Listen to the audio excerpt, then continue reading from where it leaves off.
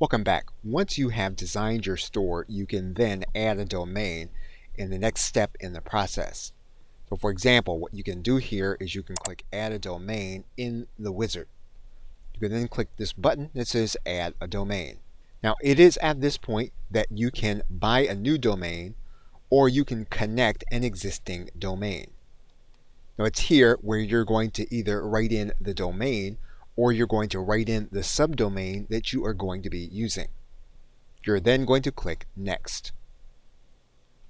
You'll then want to verify your connection.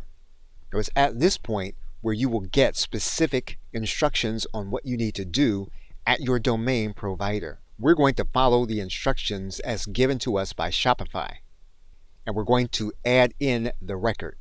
And once again, this particular domain has specific instructions based on the domain provider, and Shopify provides you that information either before you look to verify or at the point at which you try to verify.